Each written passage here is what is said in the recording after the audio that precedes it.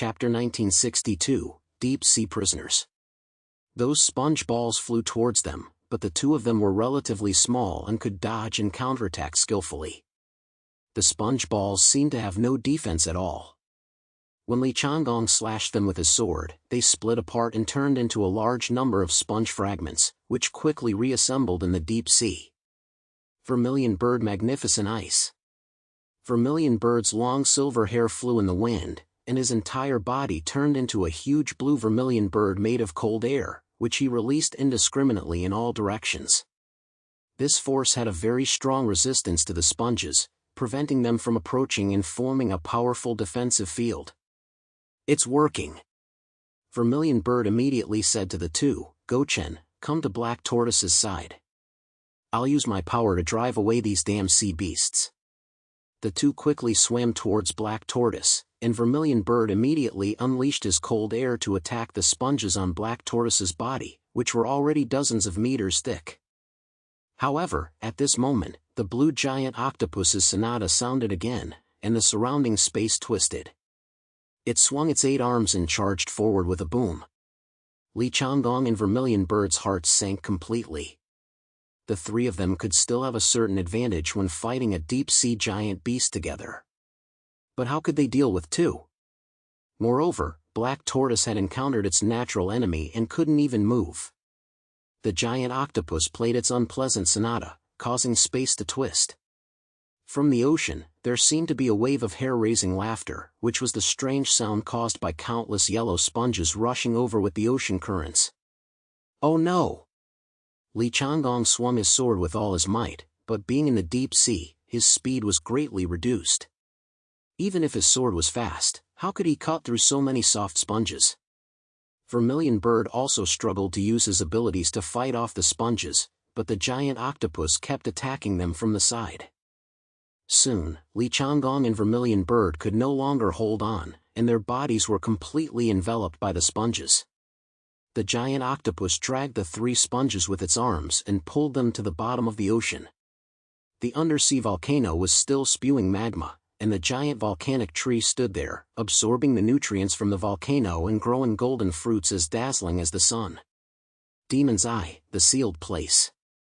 The human coalition forces were completely scattered. At this critical moment, the various mutant troops could only gather most of their own people, who were scattered everywhere due to the time and space turbulence. The most important thing for them now was to find the others first, then decide what to do next. In addition, they needed to find the culprit who attacked Zhang Yi and caused the team to collapse. The Columbia mutant troops, led by Sharon, the ferryman of the Styx, arrived at a dark and muddy swamp. The sky and the earth were blood red, and the air was filled with the pungent smell of blood. The stench of rotting corpses permeated everywhere, and the air was filled with deadly miasma that quickly caused the skin to rot upon contact. Cardalus glanced at the readings on his smart device, which showed that the levels of harmful substances were clearly above the standard. He frowned in disgust, then bent down and scooped up some of the blood-red water from the swamp. It was sticky, even stickier than real blood, and dripped down between his fingers, as if someone had used something to thicken it. Cardalus's face was full of disgust. He quickly shook his hand and took a white handkerchief from his waist to wipe his palm carefully. What kind of godforsaken place is this? There's not even a bird to be seen. Sharon stood calmly at the front of the team, hugging his thick arms. His expression was serious, as if he was thinking about something. Canelo, clad in black armor, hugged his gun and surveyed the surroundings like a falcon. Soon after, a faint sound came from afar, and a cloud that was difficult to detect flew across the sky. Upon closer inspection, they realized that they were drones sent out by Abel's soldiers. This equipment was specially designed for exploring caves. Even under extremely harsh conditions, it could maintain signal connectivity and accurately map the most tortuous and winding areas, allowing it to return safely. It was a special device created by the Natural Science Association to explore Level 1 Secret Area 51, the Abyss, in Colombia. Now, it had become their secret weapon in their exploration of the Demon's Eye. The soldiers retrieved the drones, and the areas explored by dozens of drones were combined into a more complete map, which was transmitted in real time to the 3 Epsilon mutants leading the team. Canelo glanced at it and frowned. According to the map, the entire area was a huge swamp, and the drones flew hundreds of kilometers without seeing the end. Is this an illusion? Is this an illusion? Or is it a special space created by a powerful space ability user? Cardalus put his hands on his hips and growled impatiently, "Damn it. Now we don't even know where the guides are. How are we supposed to know where to go next? Even if we want to go back, we need to have a direction, right?" Canelo looked at Sharon, waiting for the leader to make a decision. Sharon sensed Canelo's gaze and looked up, revealing a gentle smile. This smile was so warm that it was difficult for anyone who saw it to remain angry. "I don't think finding a way out is the most important thing right now. There are more troublesome things than that." Cardalus turned his head and glanced at him, frowning as he waited for him to continue. Sharon sighed and said, "The root cause of our division was the internal chaos that arose when we fought the 2 lords of the Netherworld. Someone secretly attacked and killed Chaos, destroying the most basic trust between us. Once that trust was lost, and with a powerful enemy at our doorstep, the team fell apart in an instant. Although the lords of the Netherworld were powerful, if the human coalition forces had been able to quickly recover from the situation they encountered and coordinate properly, they might not have been unable to escape from the dangerous situation at that time." Recalling that incident, a shadow appeared on the faces of Cardalus and Canelo. "If I find out who did this, I'll skin him alive when we get out of here." Cardalus gritted his teeth so hard that they clattered. He wasn't angry because he felt sorry for Zhang Yi, but because this incident had caused him to suffer and even put his life in danger. "There's a huge conspiracy behind this incident," Sharon said with a sharp gaze. Chapter 1963, The Ferryman of the River Styx. Sharon had a mind that did not match his appearance. He analyzed, "Actually, from the moment we entered the Demon's Eye, something felt wrong. It was as if something was waiting for us. That's why we encountered the Bronze Pillar Array, the Lord of the Netherworld, and the Netherwalkers' army one after another. It all seems too coincidental, and with the Black Hand that struck in secret later, one can't help but suspect that it was all premeditated. Someone wants to kill us, a team of powerful mutants, here." This analysis made Cardalus open his mouth and look pensive.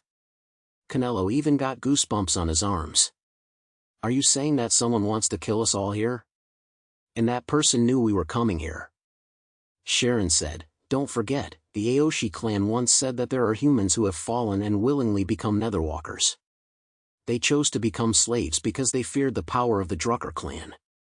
I think that person may have already appeared. And that person is among our team."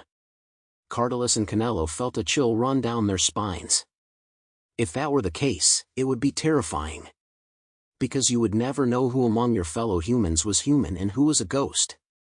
They racked their brains, trying to figure out who the mole was. It was better not to think about it, because once they did, everyone became a suspect. The organizer of this operation is the Holy See. Although they claim to be mortal enemies of the Demon King, according to their mythology, isn't Lucifer himself a fallen angel? The Aoshi clan has lived on this land for generations.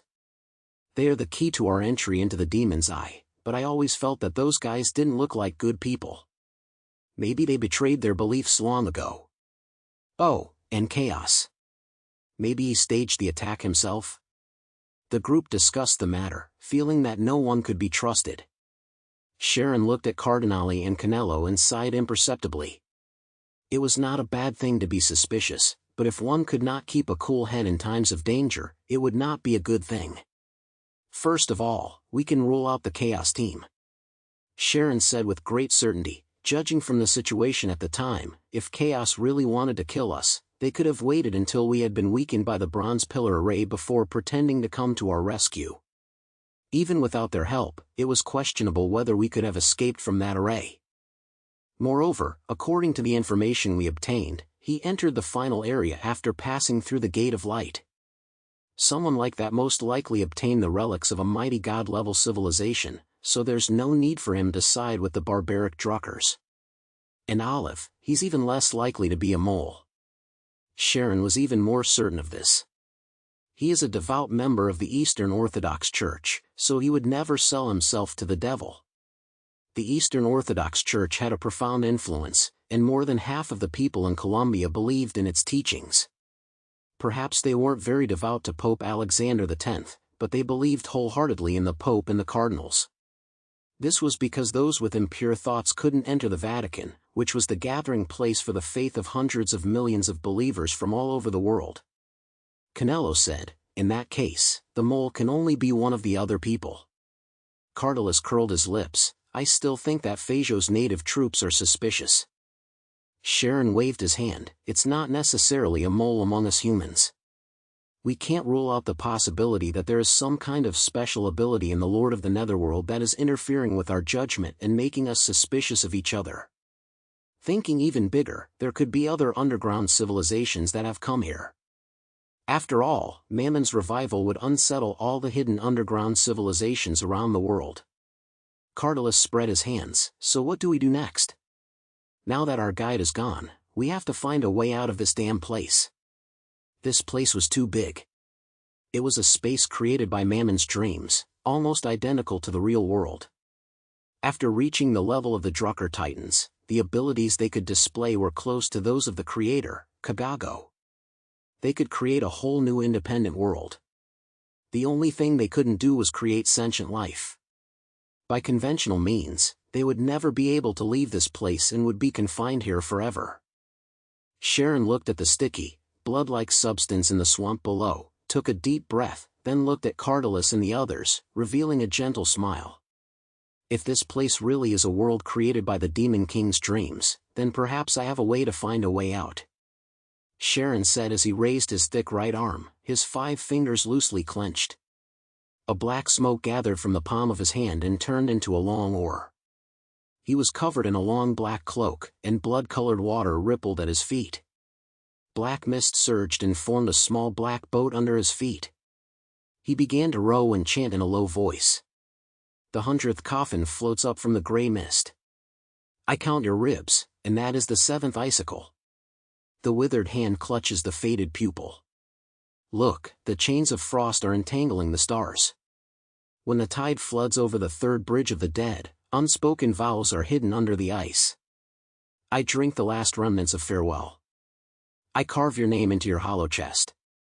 The ferryman does not need a name, only the eternal sigh and echo. When the last star falls into the boat, we will drown before dawn." As Sharon sang, ripples spread out from beneath the boat and spread in all directions. A blood-red river appeared beneath Sharon, extending from in front of him, winding and twisting in one direction, stretching endlessly into the distance. "Follow me." Karen's voice was low as he gently pushed the oars, and the small boat sailed leisurely into the distance. Cardulus and the others hurriedly followed behind him, heading toward the distant horizon. A grayish-white mist slowly rose from the blood swamp, obscuring everything around them.